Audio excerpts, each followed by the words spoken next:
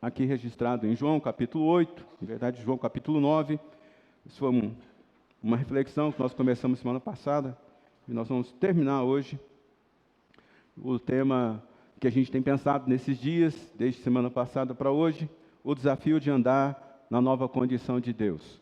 O desafio de a gente andar na nossa nova condição. Nossa vida é uma vida multifacetada, estamos sempre mudando de fase, Deus está sempre fazendo algo novo na nossa vida, e a gente precisa lidar com como nós podemos, como nós devemos nos comportar com o desafio de andar na nova condição, na nova proposta de vida, na nova maneira que Deus tem proporcionado para a gente viver.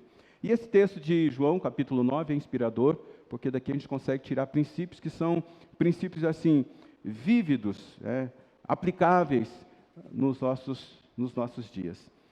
Então, o texto é longo, mas faço questão de ler para que você possa me acompanhar. Não vou ler todo o capítulo, vou ler alguns versículos e pular outros, mas eu vou dizendo aqui para você. Então, se você puder me acompanhar na sua Bíblia, o texto da Palavra de Deus, João capítulo 9, diz assim: Ao passar, Jesus viu um cego de nascença. Seus discípulos lhe perguntaram: Mestre, quem pecou, este homem ou seus pais, para que ele nascesse cego? Disse Jesus: Nem ele e nem seus pais pecaram, mas isso aconteceu para que a obra de Deus se manifestasse na vida dele. Enquanto o dia, precisamos realizar a obra daquele que me enviou. A noite se aproxima, quando ninguém pode trabalhar. Enquanto eu estou no mundo, eu sou a luz do mundo. Versículo 6, tendo dito isso, cuspiu no chão, misturou a terra com saliva e aplicou aos olhos do homem. Então lhe disse: Vá lavar-se no tanque de Siloé, que significa enviado. O homem foi, lavou-se e voltou vendo. Os seus vizinhos, os que anteriormente o tinham visto mendigando, perguntaram: Não é esse o mesmo homem que costumava ficar sentado mendigando? Então alguns afirmavam que era ele, outros diziam: Não, apenas se parece com ele. Mas o próprio homem dizia: Sou eu mesmo. Então, como foram abertos os seus olhos? Interrogavam ele. Ele respondeu: Um homem chamado Jesus misturou terra com saliva, colocou nos meus olhos e me disse que fosse lavar-me no tanque de Siloé. Fui, lavei-me e agora vejo. Então lhe perguntaram: Onde está esse homem? Eu não sei, disse ele. O levaram aos fariseus, o homem que fora cego. Era sábado, o dia em que Jesus havia misturado terra com saliva e aberto os olhos daquele homem. Então os fariseus também lhe perguntavam como queria recuperar a vista. O homem respondeu: Ele colocou uma mistura de terra e saliva em meus olhos, e me lavei, e agora vejo. E alguns dos fariseus disseram: Este homem não é de Deus, pois não guarda o sábado. Mas os outros perguntavam: Como pode um pecador fazer tais sinais milagrosos? E houve divisão entre eles. E tornaram, pois, a perguntar ao cego: O que você diz a respeito dele? Foram os olhos que ele abriu? O homem respondeu: Ele é um profeta. Os judeus não acreditaram que ele fora cego e que havia sido curado. Então mandaram buscar os seus pais. E então perguntaram: Este é o seu filho, o qual disse que nasceu cego? Como ele pode ver agora? Os pais responderam: Sabemos que ele é o nosso filho e sabemos que ele nasceu cego, mas não sabemos como ele pode ver agora, ou quem lhes abriu os olhos. Pergunte a ele, idade ele tem, falará por si mesmo. Seus pais disseram isso porque tinham medo dos judeus, pois esses já haviam decidido que se alguém confessasse que Jesus era o Cristo, seria expulso da sinagoga. Foi por isso que seus pais disseram: idade ele tem, pergunte a ele. Então, pela segunda vez, chamaram um homem que fora cego e disseram: para a glória de Deus, diga a verdade, sabemos que este homem é pecador. E ele respondeu: Eu não sei se ele é pecador ou não, uma coisa eu sei, eu era cego e agora eu vejo. Versículo 35. Jesus ouviu que o homem que o haviam expulsado e foi ao encontrá-lo e disse: Você crê no Filho do Homem?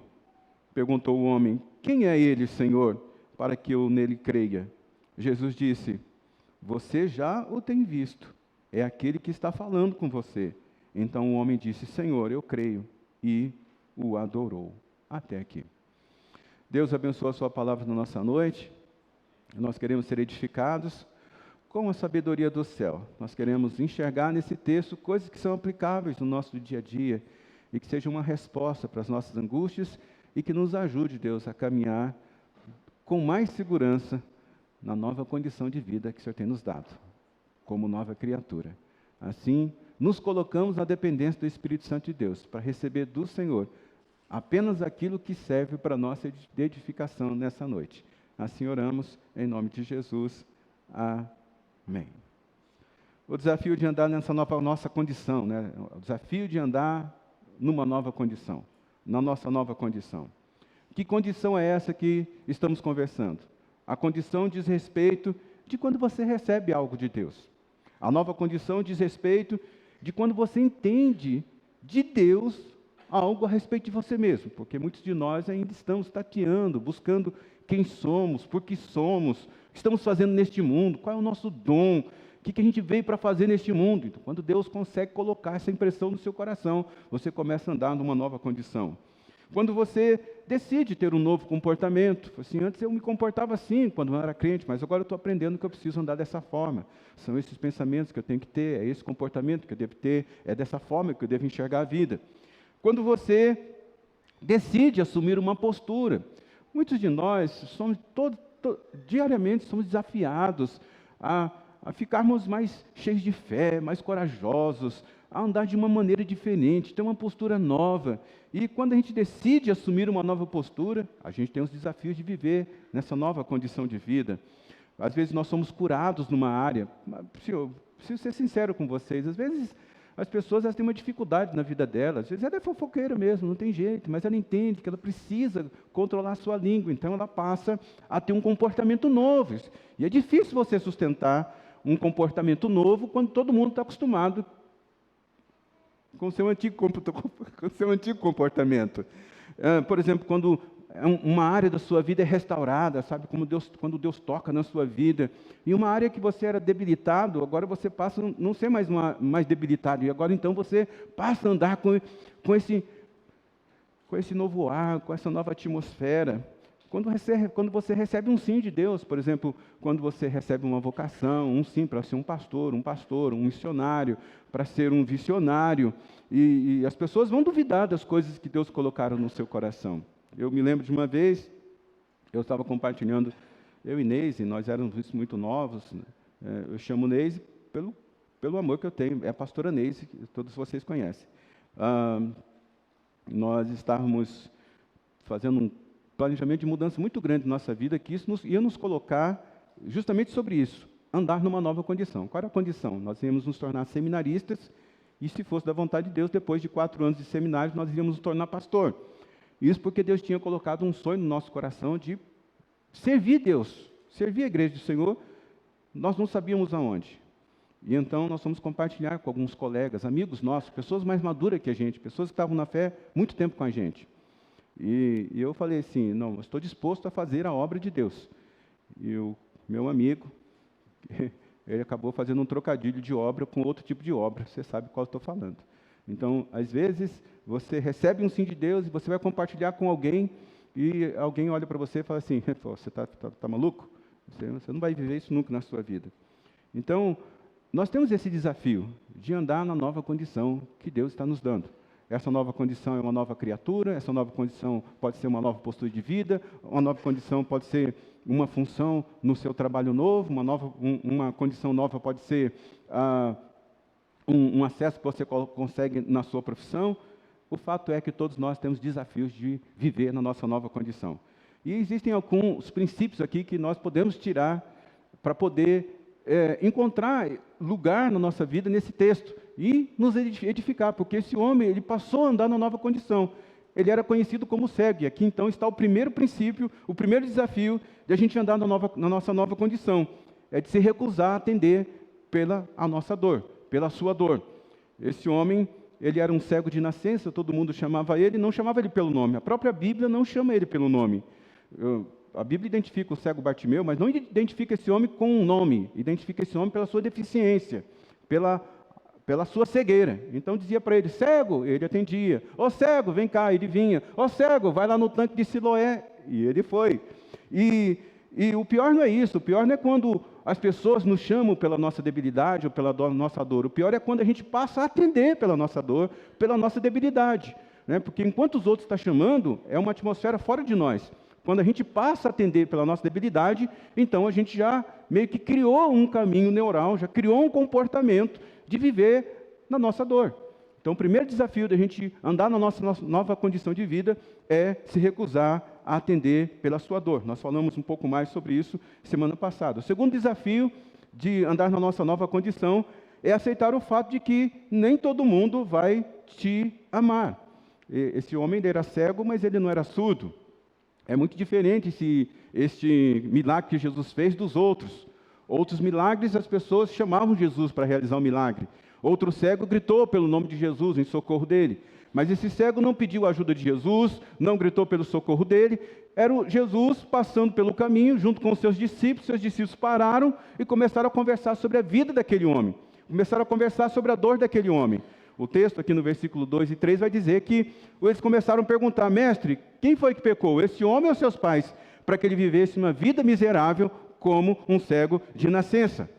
E é incrível como as pessoas acham que elas têm o direito, ou algumas vezes têm a solução para resolver os nossos problemas. Eles são aptos para poder discutir e encontrar uma saída para o nosso problema.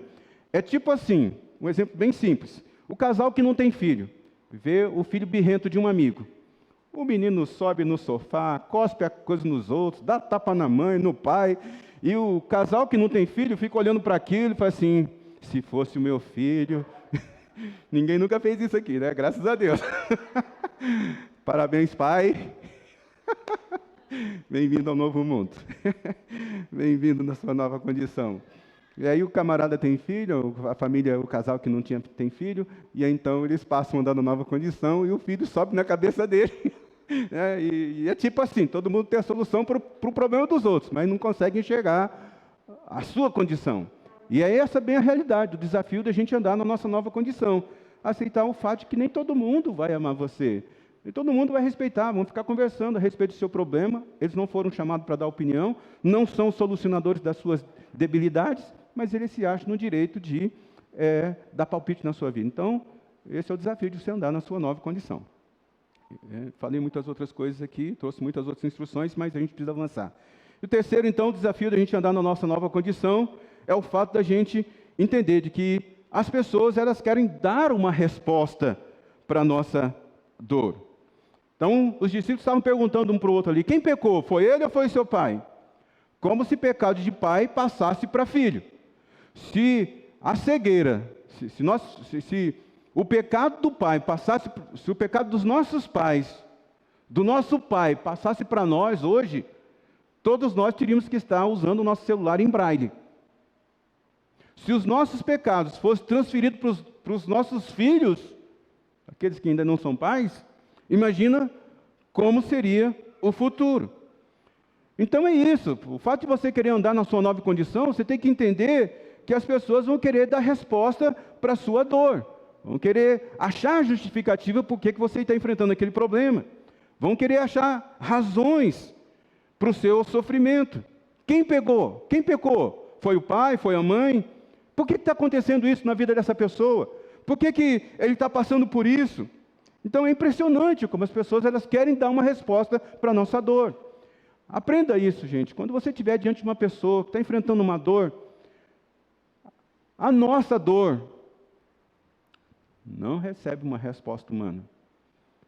A nossa dor, ela é acalmada quando a gente abraça, quando a gente diz: eu estou do seu lado, conte comigo, você vai vencer, eu estou orando por você. Mas você não pode dar tipo amigo de Jó. Não pode fazer isso. É interessante que no mundo existem 3 teorias a respeito de o porquê o ser humano é do jeito que é. A primeira teoria é a teoria de Freud, chamada teoria do psicoforpos.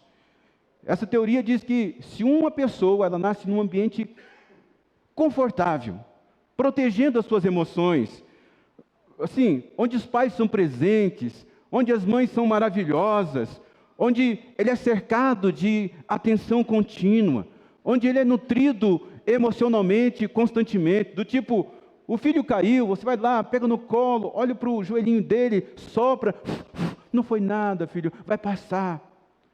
A teoria de Freud, a teoria chamada psicoformos, diz que se uma pessoa ela cresce num ambiente nutrida emocionalmente, afirmada emocionalmente, essa pessoa ela vai crescer uma pessoa boa, uma pessoa de boa índole, uma pessoa firme no seu caráter.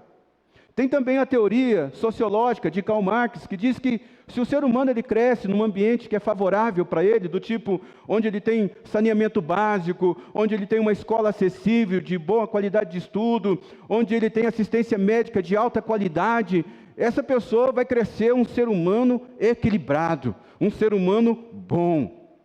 Tem a outra teoria, que é a teoria geneticista de Pavlov, que diz que se você tem um gene, você recebe o gene do seu pai. Então, se seu pai for inteligente, se sua mãe for inteligente, o filho vai ser inteligente. Se o pai e a mãe foram raivosos, sim, irados assim, esse negócio vai transferir para o filho. O fato é que Jesus quebrou essas três teorias de como um humano se comporta. Porque Jesus, ele destrói a teoria de Freud, a teoria do psicoformos, porque Jesus nasceu num dos ambientes mais hostis que alguém poderia nascer. Jesus, ele ficou órfão aos 13 anos de idade. Pastor, onde está isso? Não tem na Bíblia. Você vai ler em livros de histórias e você vai ler em livros apócrifos.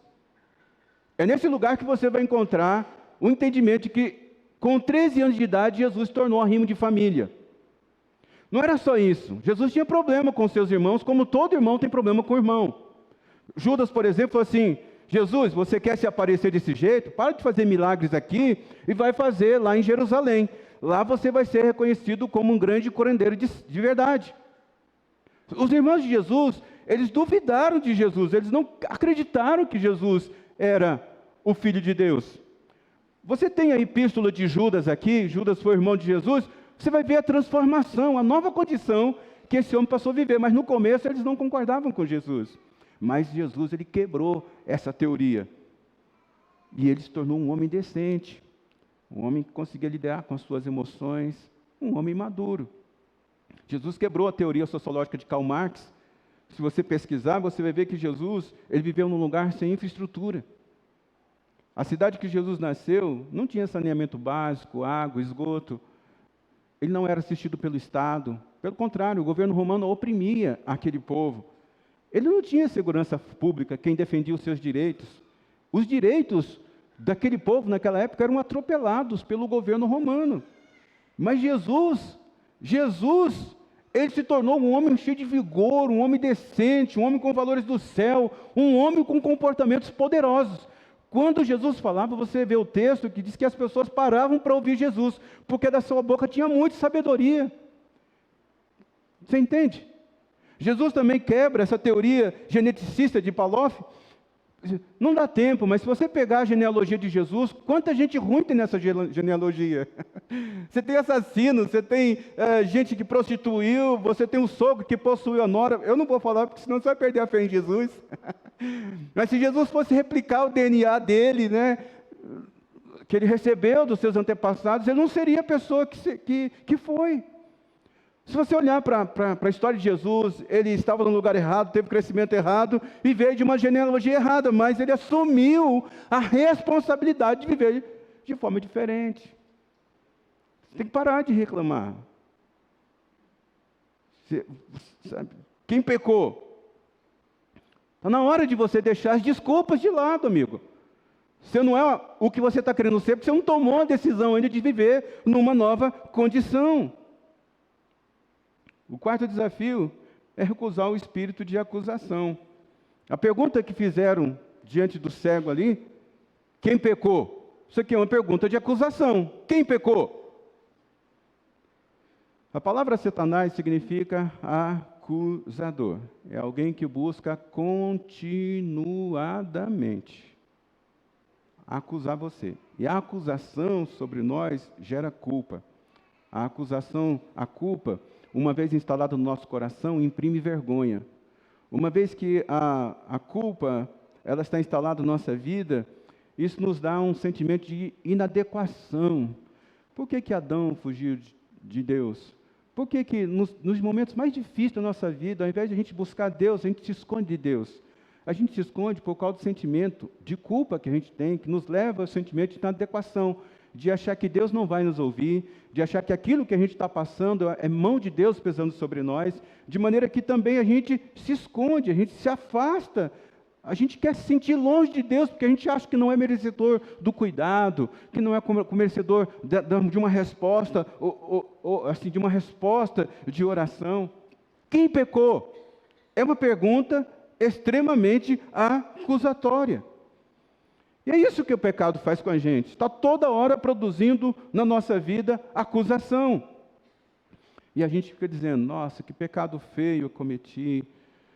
Alguém vai descobrir o que eu fiz. Olha que coisa terrível. Você já percebeu que quando a gente está feliz, a culpa vem e a gente diz assim, eu não mereço essa felicidade. Alguém aqui já viveu isso? Você está vivendo um tempo bom, você fica até com medo do tempo bom, você fica até com medo de dizer que está vivendo um tempo bom, e quando você entende que você está vivendo um tempo bom, você diz, eu não mereço isso. É culpa, sentimento de inadequação. Tem gente que está descansando, cara, trabalha muito, tira uma horinha para descansar, para fazer nada, para deitar ali na cama, no sofá e ficar fazendo nada. Daqui a pouco vem a acusação e a culpa, eu tenho que levantar, eu tenho que trabalhar, isso aqui é uma postura de vagabundo. Tem gente que está triste. E porque ela está triste, ela começa a dizer assim, eu estou vivendo essa condição de vida por causa dos meus pecados. Eu estou vivendo isso aqui porque Deus está pesando a mão sobre mim. E quando alguém faz alguma coisa errada na família? Quando um filho faz um negócio errado que nos envergonha? A gente começa com essa acusação, meu Deus, o que eu poderia ter feito? Sabe, mulheres sofrem muito com esse tipo de acusação, principalmente as que trabalham fora, né? Porque você acha que você está dando pouca atenção para o seu filho. E quando gente que trabalha direto, trabalha e vem a acusação e a pessoa acha que não está trabalhando o suficiente ainda. Perceba isso, a culpa em nós faz a gente perder o fluxo de Deus. A culpa atuando em nós faz a gente perder a nossa autoridade. A culpa atuando em nós faz a gente perder a passada que Deus organizou para a gente, faz a gente perder a velocidade, faz a gente andar no submundo, de achar que não merece, de achar que Deus está pesando a mão. A culpa, irmão, é uma terra árida, não produz nada, não floresce nada, não traz saciedade para a vida, não traz descanso para a alma. E por que muitas vezes a culpa acontece na nossa vida? Porque a gente tem a moralidade, assim, sem limite. O que é uma moralidade sem limite? Moralidade sem limite é tipo assim, eu preciso me esforçar para merecer o amor de Deus. Eu preciso ser mais santo para poder ver a resposta de Deus na minha vida. Eu preciso errar menos para me aproximar mais de Deus. Todos esses pensamentos, eles estão corretos. A gente precisa fazer o bem para se aproximar, a gente precisa ser santo para se aproximar, a gente tem que errar menos para se aproximar. Mas entenda que nós sempre vamos nos sentir inadequados em relação à santidade de Deus. Se você não aceitar o perdão de Deus, se você não aceitar a misericórdia de Deus, se você não aceitar que Deus, Ele olha para você e olha com amor, sim, você sempre vai se sentir inadequado. Não tem nada que você possa fazer, não tem um nível, santo, santo, santo, é só o Senhor dos Exércitos.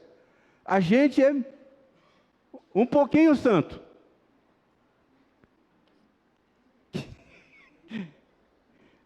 Que vai andando até chegar à estatura de Cristo, não diz a palavra de Deus?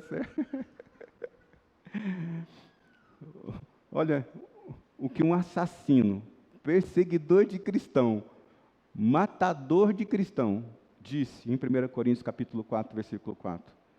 Porque em nada me sinto culpado. O cara entrava na casa das famílias cristãs, arrastava a esposa, o filho pelo cabelo, matava ou mandava para a prisão. E ele olha para todo o passado dele, recebendo a misericórdia de Deus sobre a vida dele, e disse assim, em nada me sinto culpado. Mas nem por isso eu me sinto justificado, pois quem me julga é Deus. Olha que entendimento maravilhoso é isso, né? Lucas 17, assim também vocês, quando tiverem feito tudo que for ordenado. Então não adianta você, santo, santo, santo, santo, santo, santo. Deus vai olhar para você e falar assim, é o texto aqui, ó. Não fez mais do que a sua obrigação. Eu sei que esse versículo aqui talvez não nos console. Mas talvez você entenda que não é impressionante que Deus, Ele tira a maior glória para Ele da nossa maior fragilidade? Deus tira a maior glória para Ele da nossa maior dificuldade? Percebe isso? Por quê? Porque a minha graça é suficiente para você. A minha graça te basta. E o poder de Deus se aperfeiçoa na nossa fraqueza. A boa notícia é que Jesus derrotou o acusador. Olha. Ninguém acordou, não, né? Ninguém assustou não, né? Acabou, amigo. Ele está na lona. Não aceite a acusação. No desafio de andar na sua nova condição, é ver a manifestação da obra de Deus. Jesus disse, nem os pais e nem ele pecou. Mas isso aconteceu para que a glória de Deus se manifestasse. Glória a Deus por isso. Na sua maior dificuldade, na sua maior vergonha, no seu maior vexame, na sua maior dor, a glória de Deus, a glória de Deus vai se manifestar. Tem coisas que não têm resposta, amigo. Pastor, por que um avião cai, mata tanta gente perto do Dia dos Pais? Eu não tenho resposta para te dar, amigo. Eu não sou o defensor público de Jesus e nem advogado de Deus. Não sou.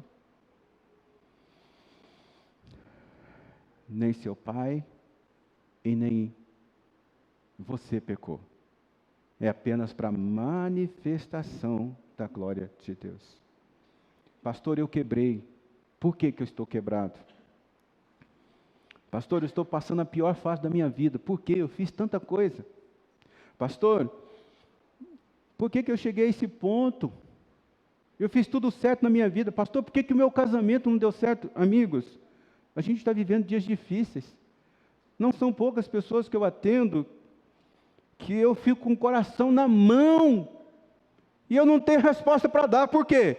Porque o infeliz achou de se engraçar com uma mulher dentro da igreja. E aí eu tenho que dar resposta para a mulher. Que resposta eu dou, gente? Minha graça te basta.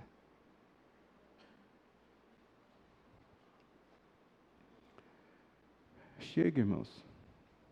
Chega.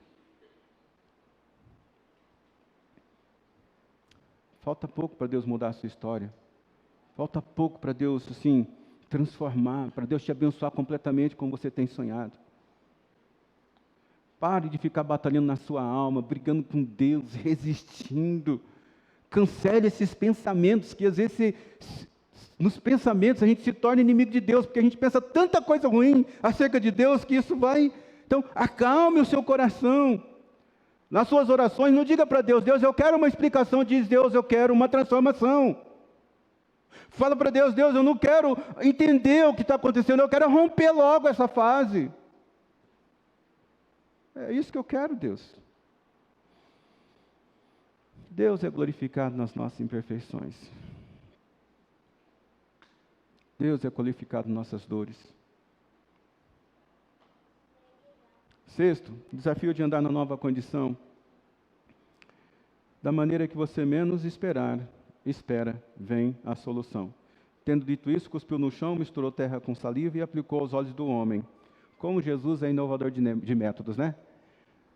É maravilhoso isso, porque Jesus, num ele cospe, no outro ele toca, no outro ele só envia. Vai lá.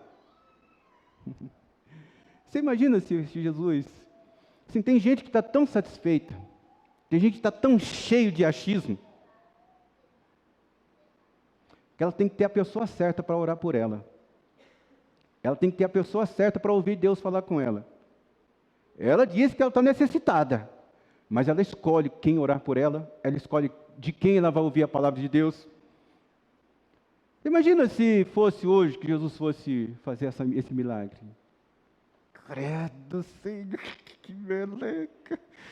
Olha que falta de higiene. Chama logo a vigilância sanitária, Senhor. Deus, esse charlatão aí. Nossa, que nojo, cara. Quando você não quer o suficiente, você se enoja. Tinha um cara que estava com muita sede, era um cara nojento, muito nojento, cara. Mas estava com muita sede, passou para a casa de uma senhora, casa feia, suja, mas foi a única que ele encontrou no caminho, e ele pediu um pouco de água. E sai uma senhorinha lá de dentro, banguela, toda suja, atende ele, pega uma canequinha de água e dá para o cara. E o cara, que era nojento, apesar de estar com muita sede, ele resolve tomar água bem no cantinho da asa da caneca. Tomou a água no cantinho da asa da caneca, o netinho da mulher estava do lado e falou assim: nossa, senhor, o senhor toma água igual minha avó toma. No cantinho da caneca. Todo mundo toma no meio da caneca, né? Mas ele falou assim: vou tomar no cantinho daqui da asa da caneca, que ninguém toma aqui. É isso, gente. Quando a gente não quer o suficiente, a gente tem nojo, né? Escolhe de quem ouvir, escolhe de quem vai ouvir. Irmão, chega um momento na nossa vida que a gente fala assim: Deus, não cospe uma vez nossa só não, cospe duas, cospe três, cospe quantos você quiser, Senhor, pelo amor de Deus, me dá uma resposta, transforma a minha vida, eu preciso. E esse é um esforço que a gente precisa fazer. É um esforço de aplicação. Pega tudo que você tem ouvido e aplica e faz chegar a ser na sua vida. Esse é um esforço que a gente tem que fazer. Tem que entender os momentos que está vivendo, o momento espiritual, e falar: Deus, Deus sempre vai ser inovador. Você imagina se Jesus fizesse milagres apenas de uma maneira, como é que seriam as coisas hoje, né? Mas Jesus, ele é inovador. Sétimo lugar, o desafio de andar na sua nova condição é que alguém que não quer aceitar que você já não é mais o que costumava ser. Alguém não vai aceitar sua nova condição. Seus vizinhos, que anteriormente tinham visto ele mendigando, perguntaram: não é este o homem que costumava ficar sentado ali, mendigando? Uns falavam assim: é ele. Outros falavam assim: não é ele. Você percebe que você vai mudando a sua vida, Deus vai te dando uma nova condição de caráter, de espiritualidade, às vezes até de prosperidade. Você vai mudando, mas as pessoas insistem em te enxergar na sua antiga condição. As pessoas insistem em não enxergar a sua nova realidade, mas só lembra de quem você era.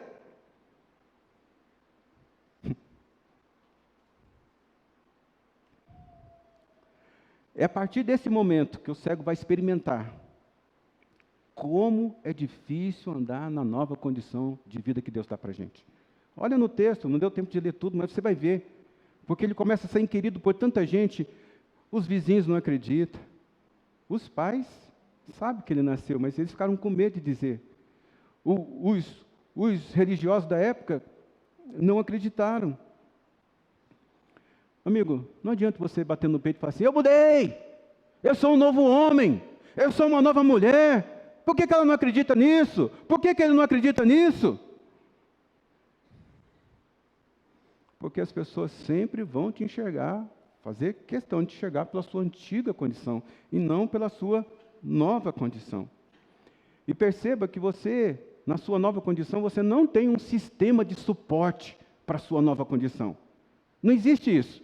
O fato de Deus estar trazendo para você uma nova criatura, uma nova maneira de viver, uma nova condição de vida, não existe garantias de suporte para você viver essa nova condição. Por quê? Você está recebendo essa palavra, e talvez você recebeu alguma coisa de Deus, e você vai dizer, eu vou andar nessa nova condição, eu vou ser uma nova pessoa. Não pense que você vai chegar amanhã no seu trabalho, e você vai contar para os seus colegas, dizer assim, eu estou vivendo uma nova condição de vida, e os seus colegas vão dizer, rei, senta aqui, porque nós queremos saber dessa grande e poderosa experiência que Deus deu para você. Ninguém vai fazer isso, irmão. O sistema de apoio para essa nova condição de vida está aqui dentro de você.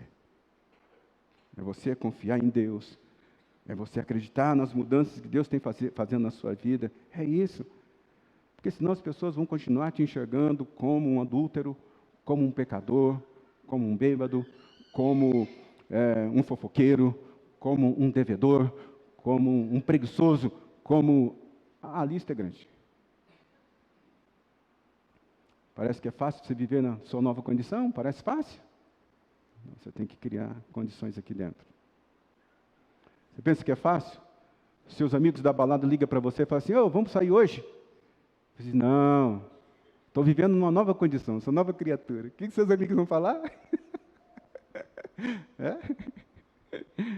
Você tinha uma vida doidona, é maluco, topava todas as coisas feias desse mundo. E agora você diz para a tua turma, cara, eu mudei, encontrei com Jesus. O que o pessoal vai dizer lá? Você era um cara bravo, nervoso. Tipo assim, do que as pessoas falavam assim, tem que jogar a espiga longe. Já ouviu esse ditado, né? Senão depois você pesquisa no Google. É o marido, que o cara é estúpido, é grosso, o cara é ranheta, e ele sai aqui desse culto falando assim, eu sou uma nova criatura. Eu vou viver na minha nova condição de vida. E eu vou provar isso. Então você chega em casa, você diz, boa noite, querida. Está voltando do culto, a mulher ficou em casa. Boa noite, querida, você é o meu amor, como você é importante para mim. Olha só, para você não ter que esquentar o almoço, você não quer pedir uma pizza para nós? Ou a gente pode sair para comer junto. Toma aqui o cartão.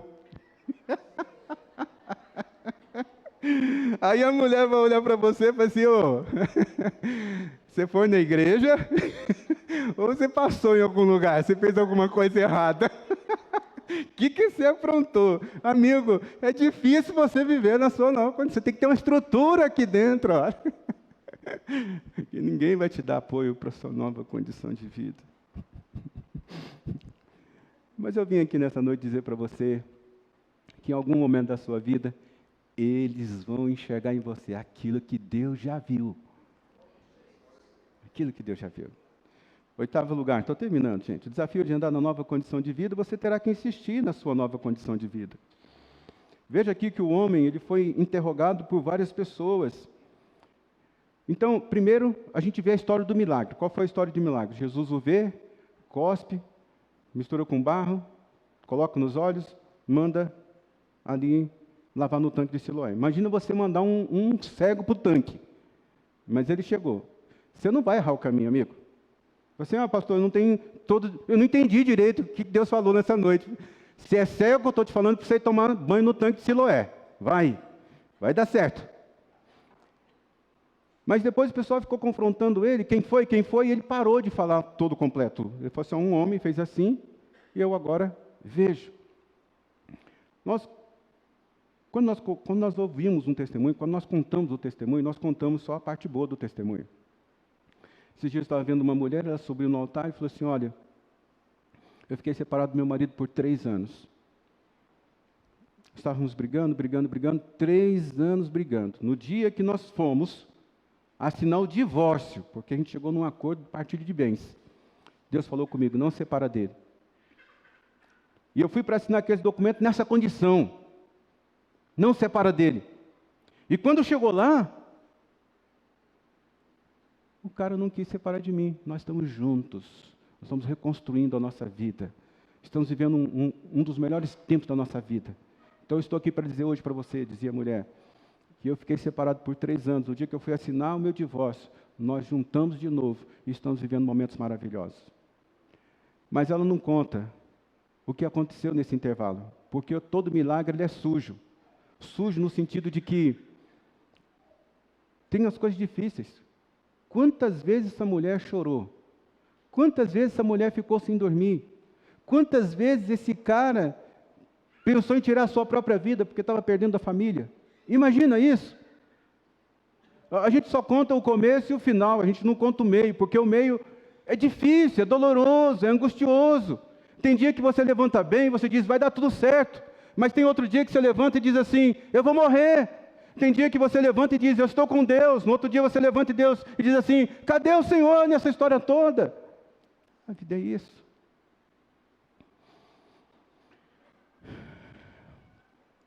Esse é o desafio de você andar na sua nova condição. Você tem que insistir. No nono lugar, o desafio de você andar na sua nova condição, as pessoas irão querer uma lógica para a sua nova condição. Levaram para os fariseus, buscaram um pai, e foi perguntando, o que foi que aconteceu? O que foi que aconteceu? O que foi que aconteceu? O homem foi curado no sábado para piorar a situação. Os fariseus ali reclamando de tudo. Todo mundo quer uma lógica. Como aconteceu isso na sua vida? Como Deus fez isso? E não adianta, o que Deus faz na nossa vida não dá para a gente explicar para ninguém. É sobrenatural. É um segredo que a gente tem com Deus. Mas entenda que para você andar na sua nova condição, todo mundo vai querer saber os detalhes. Isso não tem como dar. 10º, o desafio de andar na nova condição, não encontrar ninguém para celebrar com você o que Deus está fazendo na sua vida. Então, os vizinhos não celebraram com aquele homem cego. Os fariseus não celebraram com aquele homem cego. Os pais tiveram dificuldade de celebrar, né? Porque falou assim, ó, idade ele tem, pergunta para ele. Então, meu amigo, enquanto você estiver andando na sua nova condição, não fique esperando aplausos. Não fique ninguém esperando as pessoas dizer para você, parabéns, que coisa linda Deus está fazendo com você. Você não vai encontrar ninguém para celebrar com você. Você, Deus e aqueles que estão mais próximos de você. Você está entendendo isso? Porque eu sei, irmãos, a gente está vivendo num tempo que a gente quer dizer tudo para as pessoas que Deus está fazendo na nossa vida. Para a gente receber aprovação, tudo mais, acolhimento, que as pessoas se alegram, mas não é assim. Você sabe que não é assim. E, 11º lugar, termino aqui, o desafio de andar na sua nova condição de vida, andar no caminho da sua nova condição para obter novas revelações. Esse homem foi expulso da sinagoga, o povo cansaram dele, depois ele se encontra com Jesus. Jesus sabia que ele tinha sido expulso. Jesus se apresenta para ele e começa esse diálogo aqui maravilhoso. Você crê no Filho do Homem? Perguntou Jesus. Ele diz, olha, quem é ele, Senhor, para que eu possa crer? Jesus diz, sou eu que estou falando com você. E olha o que o homem faz. O homem diz aqui que e o adorou. E olha como Jesus termina esse episódio. Eu vim a este mundo para julgamento, a fim de que os cegos vejam e os que veem se tornem cegos. Só esse finalzinho aqui, dá para a gente ficar aqui 1 hora conversando.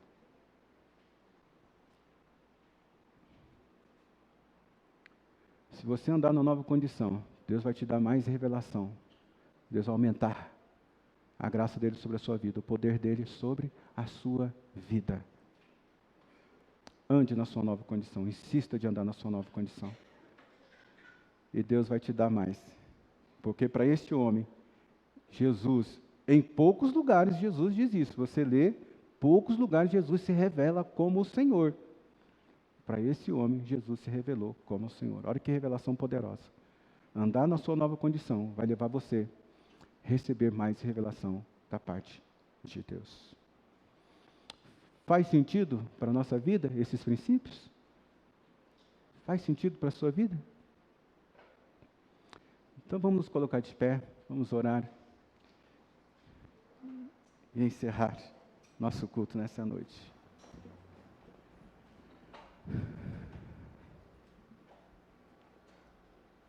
Você pode fechar os seus olhos.